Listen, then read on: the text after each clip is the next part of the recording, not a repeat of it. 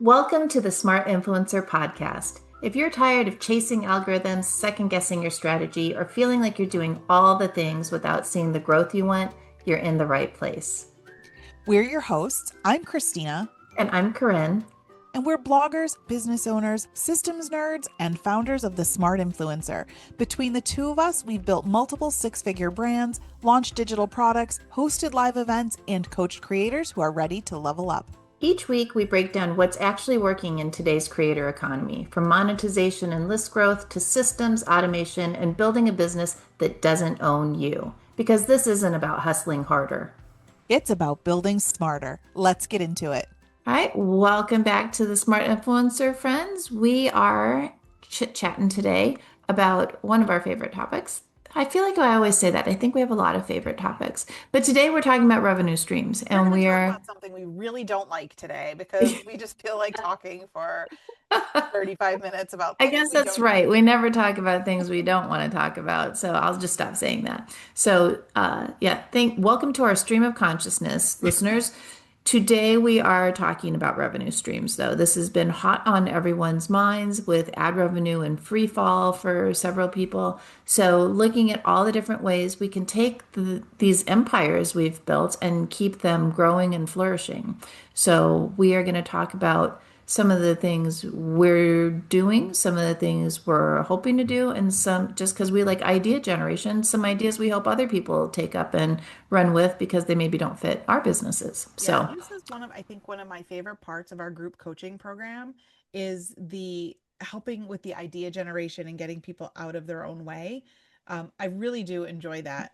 It's so, I think, fun to see people and they take new ideas and turn them into something. So yeah, absolutely. I think one of the biggest mindset shifts when you're talking about monetization and revenue streams and ad revenue in the free fall is just remembering there are things in this world you have control over and things that you don't. So don't stress over the things you can't control, and put that effort that you would put into the stressing into things that you can control and make it work for you. Exactly, exactly. We've got limited energy, so let's have it working for us. Yeah. So, we are going to start by talking about the thing that we're actually going to spend the rest of the episode trying to get away from. But let's talk because most of us do monetize with ads and it makes up a significant part of our income. As long as that's true, right? Like, don't fix what's not broken. Maybe it's faltering a little. So, we're going to start here. We're going to talk about ad revenue and then we're moving so far beyond. So, with ad revenue, if you're monetizing on your site, like there are still things that you can do to optimize for what you're already getting, right? Like look at the post with the high RPMs and figure out what's working there and apply that to other pages. What are your top revenue sources and are you pushing from there, right? Like, so if I've got several friends in a different mastermind group that their high RPM is MSN, right? Like that's their highest RPM. So how do you get, how do you show up more on MSN? How do you get into the roundups that other people are doing? Do you create more MSN roundups if you can figure out a way to do that efficiently, right? Like, so looking at your actual RPM, and then like I've just started recently running newsletter ads, but I I was talking to Christina before we started recording. I made 12 cents last month. So I think I might be looking at a different way to do newsletter ads rather than just using what Kit's giving me, selling ads, or perhaps we'll talk about sponsorships later, but maybe doing sponsorships. So, But optimizing those high RPMs too, that's another one. Like that's the content I'm pushing out. And when I'm in share groups and stuff, those are the posts that I go um to share if they make sense. Obviously, I'm not going to share a Thanksgiving recipe in June, but you do have to be smart about it. Um but pushing those higher RPM things out, creating videos for them, really trying to that is my word for 2026. Like I saw the writing on the wall with the ads, all over the place. And I'm like, this year is about optimizing. I'm not going to be creating, I'm optimizing. So, and then, yeah, the video RPMs, right? They are traditionally higher. So mhm. getting more videos into your post and ones that people will actually stop and watch, or even just adding more engagement Right. elements to it, like whether it's a quiz or it's something they interact with on your page to keep them there longer so that you earn more. Like we just have to get more aggressive with that, right? Like in terms of thinking it's all about user experience. Everything always comes back to that. But like, how are we getting the user to engage with us more? Food bloggers, I think, have less of an issue with this because you have the recipe card and people will sit there for half an hour. But for the rest of us, you need to get creative. And there are a lot of things. I just saw an AppSumo deal. Interactions, am I making up that name? It's an AppSumo deal, which will make things like move on your page. Like they add fun little elements where like if you click, it'll open up something different. And I know like for the non-techies, right? Like raise your hand, it's me. Or like if for the non-techies to add some of these really cool features that will drive up engagement. You are not non-techie, miss. I just downloaded Python. So Oh, zip it. yeah. Well as techie people go. So yeah, I've got an engineer in the family, so he laughs whenever I claim to have any type of technical expertise, because they all know I struggled with calculus. But the other thing too that I like here, we're gonna try and throw some out of the box ideas at Yeah. you for everything we talk about, and the one that I like here is so old school, which makes it kind of cool and new again. And way back in the day, before ad networks were a thing, people would just sell Yeah. sponsored spaces Remember that? on their sites. The little block on the sidebar that said this is for sale. More Right. ad here. So if you, especially if you're in a tight niche, right? Like, because then Yeah. they know exactly who they're getting. There's nothing that prohibits you from going direct to brands and selling space Mhm. on your site or in your newsletter, In your right? Like newsletter. selling advertising space. And I think you'll get much more than the, couple cents a click or, Yeah. a view than you're getting from, elsewhere. So think outside the box. But yeah, Christina, honestly, your idea is my favorite though. Just send more people to your high RPM posts. Really, work it into your welcome sequences, your forever Right. sequences. Anytime you're doing a collab, like work it in there. And those change all the time. So it's something that I'm always checking. It's part of my CEO day that I go in and I check that stuff and I make sure that I'm optimizing that post. Yeah, But love that. I will say if video is in your to-do list or improving video is on your to-do list, Andrew Bernard did a fabulous presentation at Tastemaker this year on video. And I mean, he just dropped so many amazing nuggets in that session. If you went to Tastemaker and didn't go to that session, go watch the replay. It is so worth it. If you didn't go to Tastemaker, I'm sorry. Maybe you can catch him, doing his presentation somewhere else, but truly fabulous. Truly, truly fabulous. He was wonderful. And I walked away with so many great ideas, and he's totally his approach is totally approachable. Love that. Yeah. So, Okay, so ad revenue, that's all we're going to say about it. So there are some things you can do, even if you're trying to get away from ad revenue. There's still ways to make more money, but we're going to start talking about some other ideas yep. now. Next up, affiliate marketing, right? So many of us are doing some of it, some strategic, some intentional, some just throwing spaghetti against the wall and seeing what sticks. I Yeah. think the biggest thing with affiliate marketing for me, like my biggest optimization aha moment was the deep linking, Mm. right? So for those of you that don't know, deep linking is when you include a link that actually, when the reader clicks on it, it opens it up in their Amazon app on their phone. It doesn't just take them to Safari or a web browser, opens up Amazon. You have to enter in your Amazon password that nobody remembers because we created it 4 million Right. years ago, right? So the deep linking takes you right into the app. You don't lose the reader. Because I know when it opens up Amazon in a browser for me, I'm like, yeah, I'm out of there. I'll go into Yeah, my I app and I'll never, search for it. yeah, I go to my Amazon app and I search for the Yeah, product. Yeah, so you I've lost never the sale. signed it. You Yep. lost that affiliate income there. So And if if you're, oh, go ahead. I was just say if you're not doing deep linking, start. And And if you don't know how to do that, there are lots of different apps that let you do yeah, this. Grocers List, it's built into what they do if you're sharing on social. I think Pretty Links and like any of those like link URL Genius, I think is another one. yeah, I personally, because I don't want to pay for another thing, use Post Tap. I don't do enough of these. So Post Tap is free. You sign in with your Amazon account. I like that it automatically finds creator connections. I have no yeah, affiliate link for this. I'm just telling you because I love it. So Post Tap is great for creating those deep links. But yes, deep linking super important. The other thing, and I think this is like again looking at what the horizon looks like and what's happening now in our industry, like There are so many. Like was one of the first things that the AI like slop people Yeah. did. And if you're listening, shame on you, right? Is that they created all these review sites where they just had AI skim like a bunch of Amazon links and then make up these like reviews for them. People can spot those a mile away. Like my Oh, non-techie, like my non-chat GPT people in the yeah. civilian world that don't even really know can spot that and they don't like it. And I think Google's latest update was meant to address that, like Yeah. to push those things out of the search results. So for you, if you've genuinely tried products and you have an audience that is coming to you for your expertise, this is a great opportunity because that's what they want. They want to know like Yeah. which baking, which cookie sheet should I use? Which, hotel should I stay at? My son like has done a lot of traveling and he says like that's where they go. They'll go to blogs and find out like who went to this destination and what did they recommend in terms of where to eat, where to stay, all that, what to do.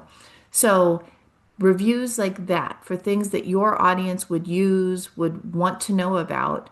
I think this is a new era for that. They Yeah. want to hear it from a real person. And remember, you're an expert in this field. Just like we look to the bloggers who are bigger and better, that we conceive as being bigger and better than us. We're like, we want to use all the tools they're using, all the things that they have, we want.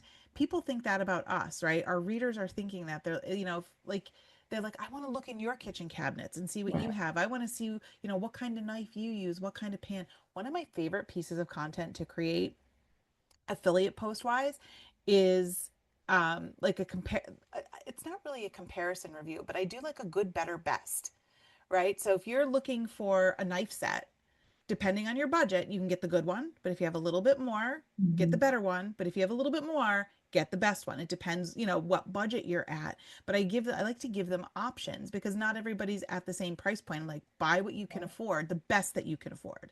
So I think my readers tend to like that approach because I'm not just saying, "Oh, you have to buy the $400 skillet." I love that. Right? It gives them options. Yeah. And then while they're researching those options with the deep link, they are clicking around on other things. Well, and then also review, like the number of Instagram ads or Facebook ads I get fed, and then I'm like, I don't trust you, random site that just took me right to your sales page. I always close that, go to Google, and will Google that brand name Yeah. review. Mm-hmm. So if it is something that's tied to your industry, doing a review post, I think is Yeah. extremely powerful. The other thing, and this is one conceptually, again, I love it. And as someone who like I love a good negotiation. So it depends on what area of my life I will do this in. I don't feel like I do it very well in blogging. But if you already are using affiliate links and you see that you are sending a lot of traffic or you know your audience is converting, go ask them for a higher commission. Like, Yeah. why should you be getting paid the same commission as someone that sends them 1/10 of the sales? The Right. worst they can say is no, right? Like, and then you're not losing. It's not like they're going to be like, oh, you asked for more money, forget it. You can't be an affiliate for me anymore. They're not Mm-hmm. going to do that because you're making them money. Mm-hmm. So look at who you're performing for and ask them for a bigger cut. Like, Mm-hmm. because you're not taking money out of their pocket. You're Nope. getting a commission of sales they're already making. Right. Yeah, for sure. An out of the box way to build in some affiliate revenue is reach out to your food blogger friend or any blogger friends, not just food. Sorry. I know Yeah. you guys are such a clique. I feel so isolated. It's just the way I talk. Right. Um, but reach out to your blogger friends and see what products they have that you can become an affiliate for. So many of us have digital products out there, and if you don't have one, go back and listen to our episodes where we show you how to create one in a weekend. But find those products and refer them to your audience. Your audience wants to know things that you have vetted and that you know, like, and trust that you will recommend. And a lot of times, our friends in the industry have some great products that work for them. I know so often I'm out in public and somebody be like, "Oh, do you have a gluten-free recipe for this?" I'm like, "Nope, I don't even pretend to Right. know gluten-free, but here's where you can go." And she's got a great ebook. I'm always promoting other people's things when I can, especially if it doesn't fit in my niche. And if it does fit in my niche, I still promote them too. Yeah. And I'm a big fan of subscriptions. So I have a lot of posts on, like, I'm a big reader, so I have some posts. They don't do as well now ever since Google algorithm changes, but for a long time, my book club questions and my book club suggestions did pretty well. And so I had book club subscriptions that I would link to, and those in the email sequences. And those are wonderful because you like did all the same work that you would do for any other affiliate sale, but you keep making money. Meal planning, like the meal planning memberships are still my best paying affiliates that are not other bloggers, right? Like bloggers, we tend to pay each other pretty high percentages of commission, 40, 50%. But for a brand, it's harder to do. But the meal planning memberships pay very well. So like Yeah. finding subscriptions so that it becomes a passive revenue stream. And that could even be one of those review posts, right? Where now, if you've tried them and you're Right. comparing them, I mean, that's a great affiliate post right there. Yeah. Absolutely. Right. Yeah. So many great opportunities there. I know we've talked in a previous episode about how we both use Airtable, their affiliate program. We're not Right. getting money from them, but we are getting credit towards Airtable. So neither one of us has paid for an Airtable plan since ever. Like Right. we have never paid out of pocket for Airtable. We're using the credits that we're earning. And Um, sometimes it's not an affiliate link. Like I have several referral links that I use. So like as a user, I'll share my referral link. So like there are some meal planning subscriptions that are like that. Like you can't, they don't have an affiliate program, but they have referral links. So you're never paying for your personal subscription because it's yep. covered with, those. Walmart, when they first started out and they had their grocery delivery. If you did that, like, so I don't think I paid for like the Walmart Plus for the first couple of years I had it because Yep. I would just drop that referral link into one of my welcome sequences. So, like, it's still money, right? Like, it's money I was going to pay anyway that I didn't ended up not having to pay. So, like, to me, like, still a win on the income column. And I think you just kind of briefly touched on one thing there in that statement was that you put it in your emails. So don't just think blog posts or videos.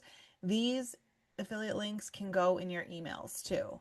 I know some So of you one can. caveat with that. So a couple of things, like I know some people don't believe you can do it in Amazon still. And I think there might be, depending on how you're signed up with Amazon, like we might have different operating terms, right? But for those of us that are in as creators, I'm pretty sure like make sure you understand the terms and policies, but it clearly says we can do it in email, but you have to disclose before the first link. Right. They're like I do Cactus Media a lot for because they have a lot of subscriptions, they have a lot of the meal planning services, but some of them do not allow you to share an email.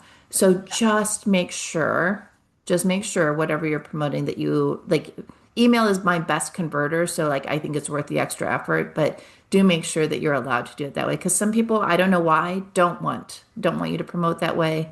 And I'd rather not get kicked out of those No. programs. And So, this is a great way to use Airtable or a tool like that is to track these affiliate links and companies that you're using, the services, what's working, what's not working, where kind of like where you've linked to them. Like, and I don't mean you don't have to put like the specific post, but you could be like created content, did an email, like social media, like whatever you're doing, you can track it there to see how it works. But that way you're not going and looking for those links again and again and again. right. So I Yeah. always keep those in Airtable. Okay. So beyond affiliate links is a great place to start if you don't have products of your own. Alone. Even if you have products of your own, I still promote affiliate links because I can only make what I make, right? Like I'm not trying to make something for everyone in the universe. So, but once you are like have once you've kind of figured out sales strategy for affiliate links, right? Like you can sell something. It's sometimes easier to sell for someone else. Like there's no reason you shouldn't be making your own products. You know your audience better than anyone.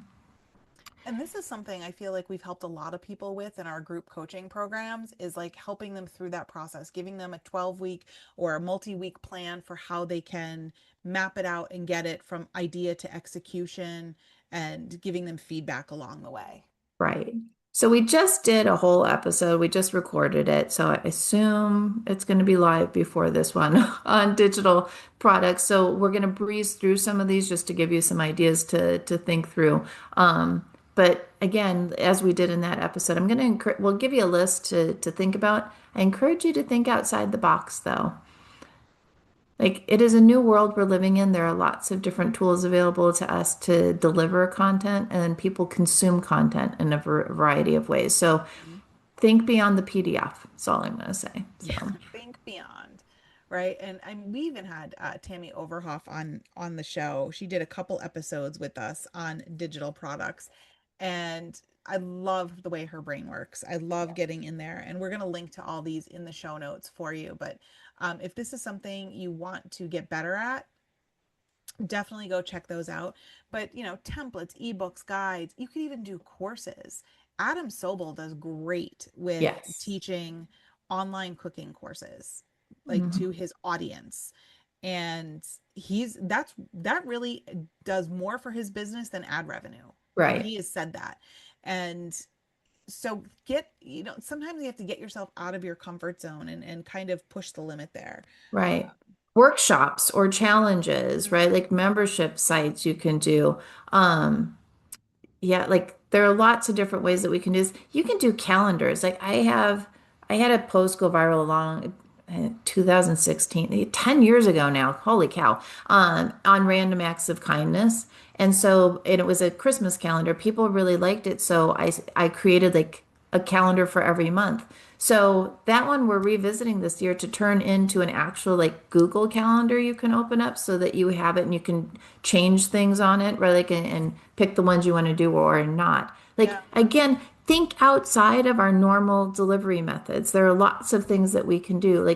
And I don't know, like there are, I know you hate it, and I mentioned this on the digital products one, but Marco Polo, right? Like there are ways to connect with your audience where they get to see you. You can like it's more of that personal touch without you having to be available 24/7 and sitting on a live call. Commercial break. If you use Marco Polo and you love it, Tara, I'm talking to you. Feel free to drop me a line and try to convince me as to why I should love it because I'm not a fan. End of commercial break. Um, Also, I've seen a lot of bloggers kind of flipping the script a little bit and working for other bloggers now.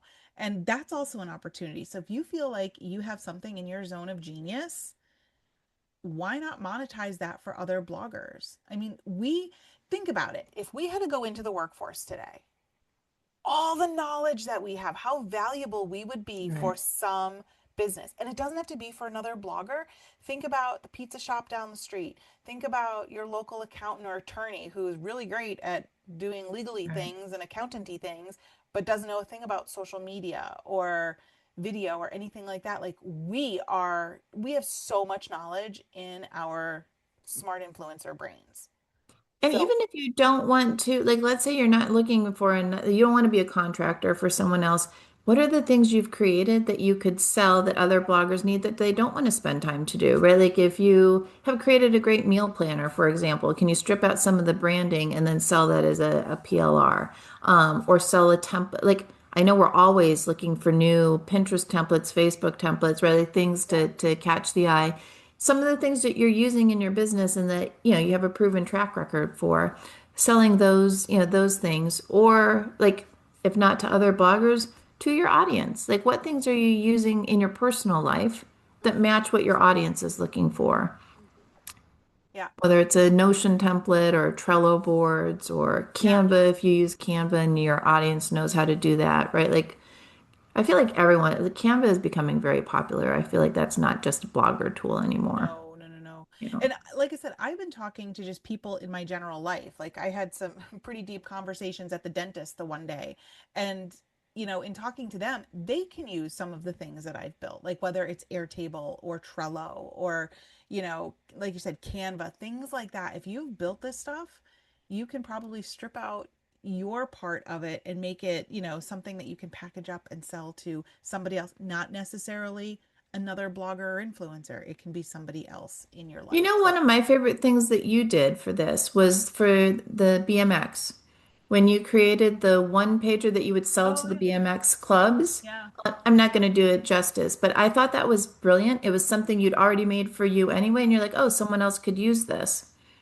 yeah. So when my husband and son were into BMX, like just looking at the different areas of your life where you can monetize it. Like you can. Like we have so much information that the general public does not know how to use. So Right. just remember that you are a genius. So make use of that. So speaking of which, there's also, productizing your Hey, expertise. that's a good made I, up I word. know, right? Sorganizing, productizing, like Yeah. all these crazy words. But really, it's just taking what's in your smart influencer brain and making it available to other people. So whether that's a call, like a coaching call or a consulting call, it's a done for you service that you put together. Um, anything like that. Whether you become a VA, we are so smart. I can't say that enough.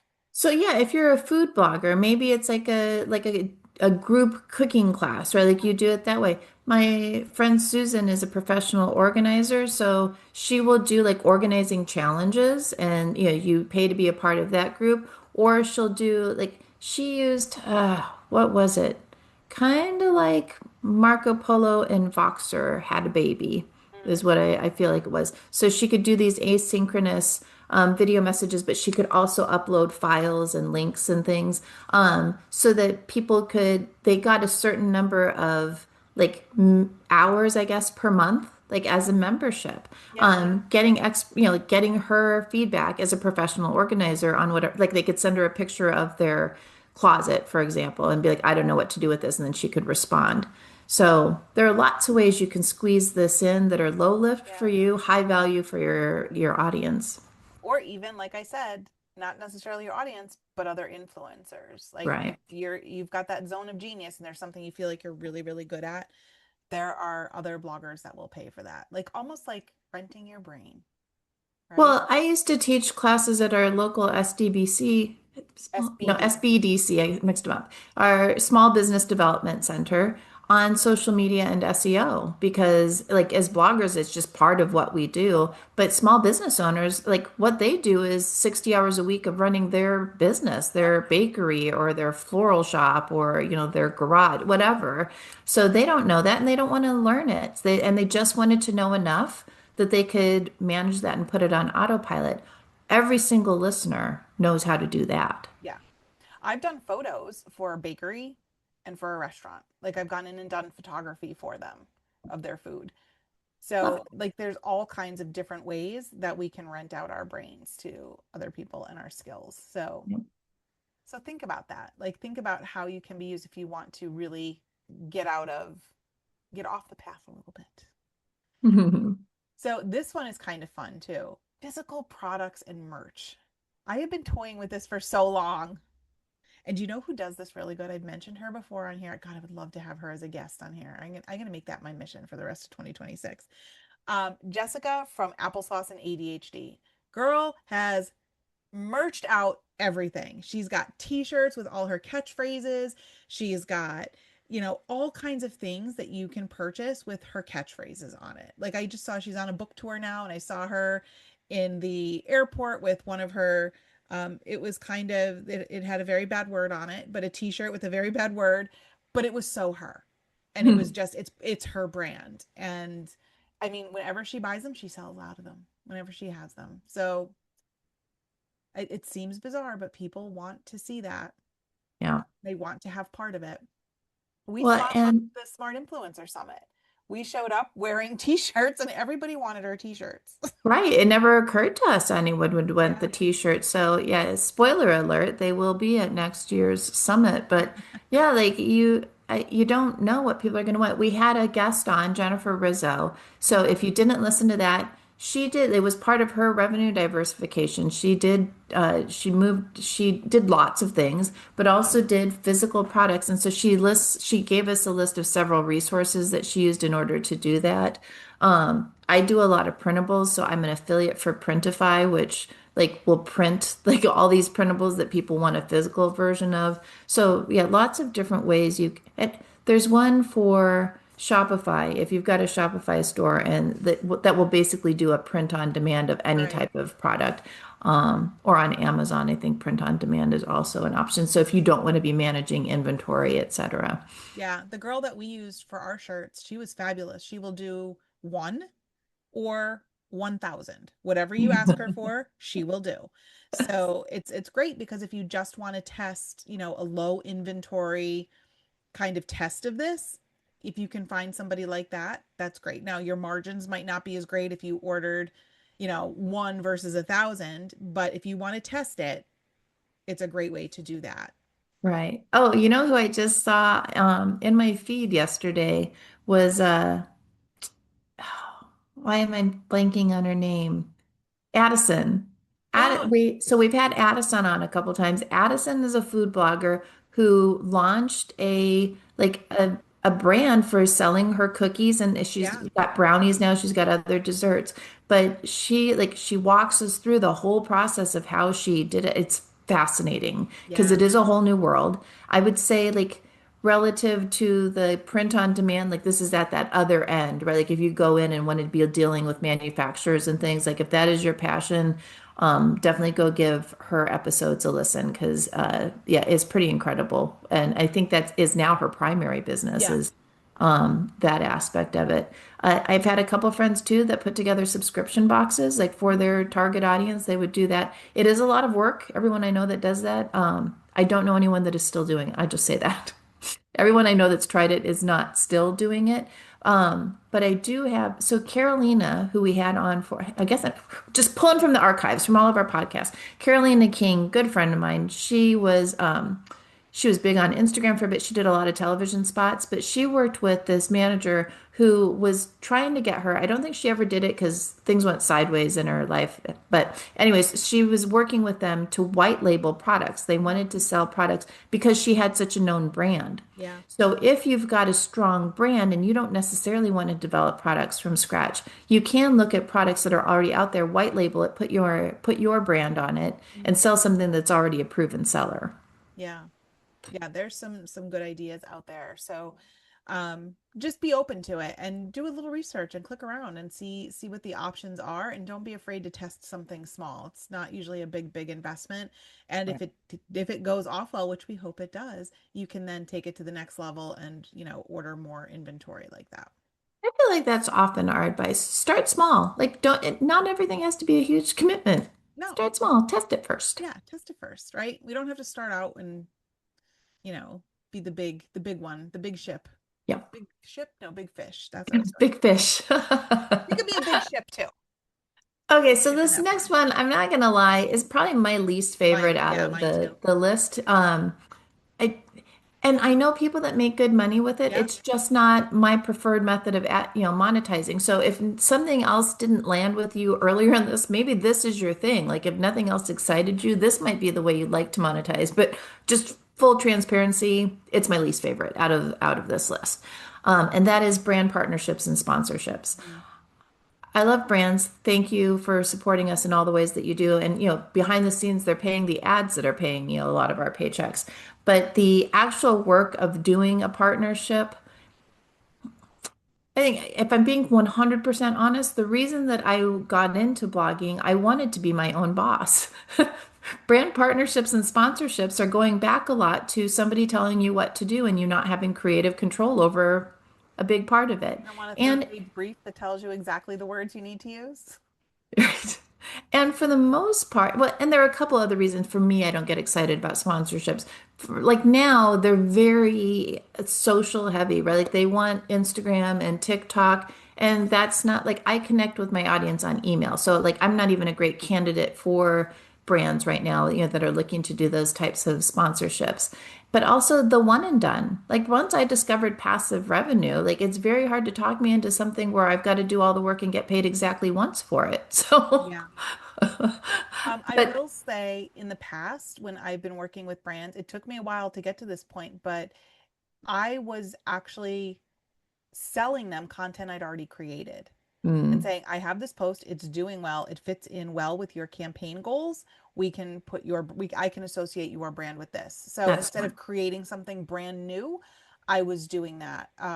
I feel like brands have evolved a lot since we started. Like brand deals and Mhm. partnerships have evolved a lot. They got smarter, um, and realized what was working, what wasn't working. So I do think now it's a different landscape a bit than when we were in it. When we were doing the Right. 50 and $80 posts for a jar of mayonnaise.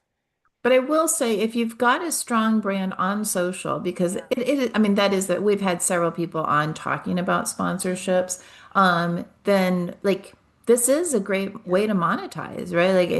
Like all of my favorite people that I watch on social, like if I actually follow, Jarrell Carter, I'm a huge fan of Jarrell and his dog Duty.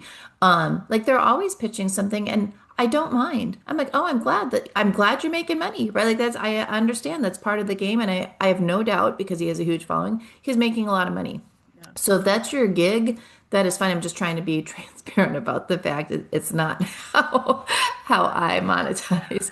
Um, Justin, why am More. I blanking? Justin Moore. He was very generous for the summit and donated a copy of his book, Sponsor Magnet. It is excellent.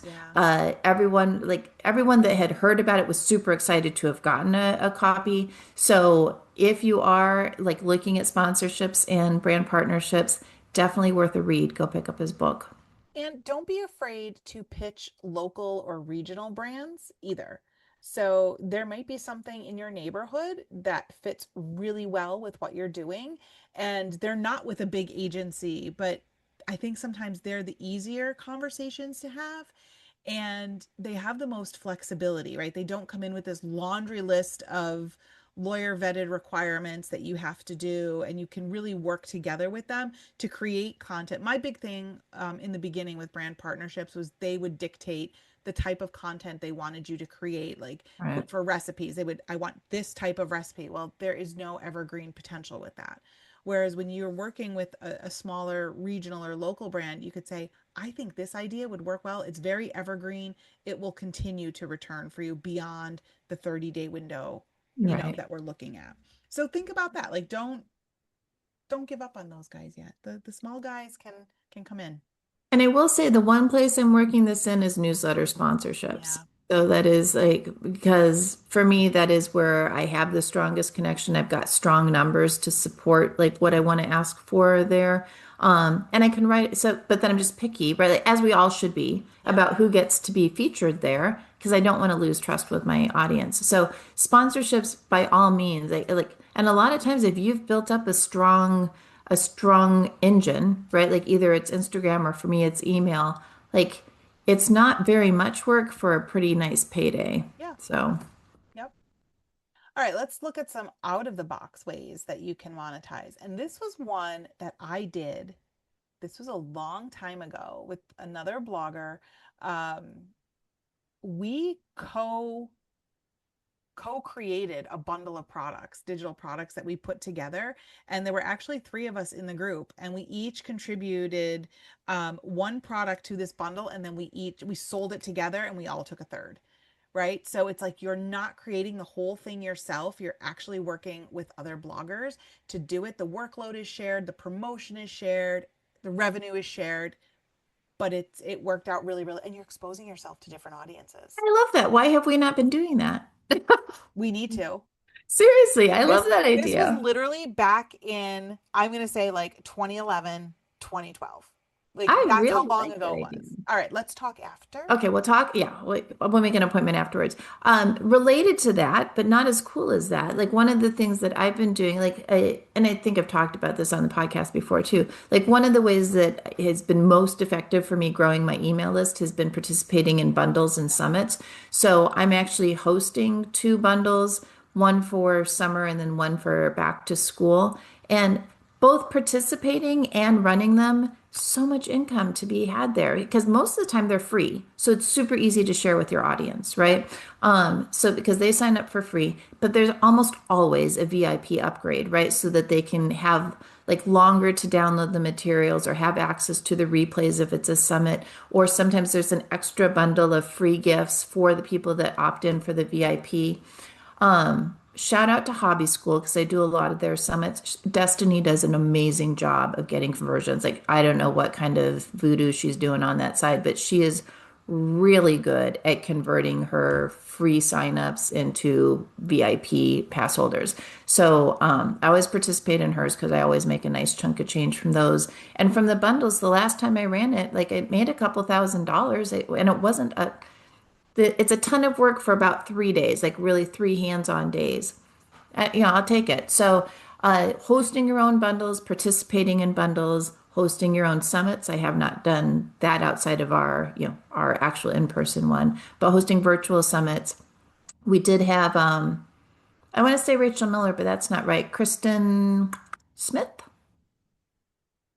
Kristen for Summit in a Box. Yeah, yeah, yeah. Don't remember the last name right now. Yeah, it goes, I don't, it's not Smith. Miller. It's Miller. Kristen Miller. Okay, so I had all the right names. I just did not put them together. So Kristen Miller, does Summon in a Box. She's great at teaching people. Our friend Sherry from Printables and More Club actually did her virtual summit using Summit in a Box, like as her guiding, and she strongly has recommended that if you ever do it. But doing like virtual summits, just again, like the beauty of those things is you're getting in front of other people's audiences with your offers and with your expertise. And Really, really love that. yeah, you're leveraging their authority and their list. And I think that that's like when you think about doing these out of the box ideas for revenue streams, don't always think of revenue as dollars and cents, right? Revenue can come in as subscribers because my Right, email list is one of my greatest traffic drivers. So if I can get people on my email list or I can get traffic to my website where it's monetized, to right, me that counts as a revenue stream. right, So when you're growing your email list, that counts as growing your revenue stream. I do TV segments. So about once a month or so, the TV station they actually come to my house and they'll film, one or two segments at a time, sometimes three if we're feeling very ambitious. I don't get paid for them. They don't pay me, I don't get a check. They don't pay me cash. I literally very carefully choose the recipes that I'm sharing on their show so that I can get the traffic back to my site on those. So I'm picking those high RPM posts. I'm picking ones that I know people will want to click over to my website to get the recipe. And that not only do I get the ad revenue, but I'm getting increased email subscribers, I'm getting increased product sales, all of that stuff. And to me, that counts as revenue. It might not be dollars and cents right out of the gate, but it turns right, around to that. right. And you're getting Um, authority in your niche because now, right. like I was with you, I can't go anywhere now in town I without know she's people, famous. people calling attention. And me, I just want to like dive and hide into a clothing rack or something wherever I'm at. Um, so other ways you can do Substack or Patreon, right? Like having your loyal fans pay for access to content not everybody gets. Having like a private podcast. I think we talked about that Yeah. at another time, right? Just gating some of the content that you have. Another one I've heard of, I don't know anyone that does it. So if you do this, please let us know and we'll have you on the podcast because I'd love to have someone on specifically to talk about syndicating your content, Yeah. right? Syndicating it out so that you're pitching your content to other publications that will then use it and you get royalties on it. Love that idea. I don't know anyone that does it, and we'd Yeah. love to hear more I if you would do love that. to hear more on that. So if you're out there and you're listening, hit us up. Yeah. You're in. Yeah. So Um, anyway, you can share your information. Think about that. Well, and that's like to that point, right? Like, I don't like, especially if you've got a large audience. And I'm thinking, like, I feel like Adam Sobel could do this very well. Is if you could take data that you have, if you're really good at data, you have a large audience, and you collect insights about that, or you're really good at surveying your audience, there are lots of brands that would pay for, like, they pay tons for market research. Yeah. If you've already got the data, right, you're not even really creating something new. You're just prettying that up and stripping out whatever makes it easy to share, right? Like without giving away too much.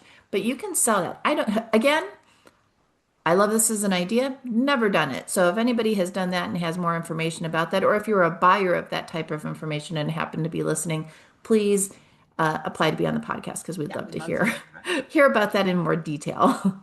So I hope these ideas kind of got you thinking, outside of that traditional revenue stream box, right? And just to kind of, we wanted to draw attention that it's not so gloom and doom right now. There are other things out there, and just take this as your sign to maybe put a little more effort into those at this point and beef that up. So if things turn around, like you've already got that side now working for you, Yep. right? There's lots of ways that you can monetize beyond ad revenue or maximize and optimize the ad revenue that you are making. And if you've got some unique ideas that we Yeah. did not cover, like I love to hear a good outside the box idea, please tag us on social media at the Smart Influencer and share with us. And also if you've got something innovative to say, we'd love to have you on the podcast. Always looking for guests who have something to share. If you're doing something unique or you have a zone of genius that we haven't covered yet, definitely hit us up. So you 100%. can email us at hello@thesmartinfluencer.com, or like Corinne said, tag us. But thank you for spending time with us today. It was so much fun talking about this. Make sure you leave a rating and a review for our show on your favorite podcast player, because that really helps us get the show out there to more listeners and keep creating great content for you. Thanks for All right. joining us. See you next time.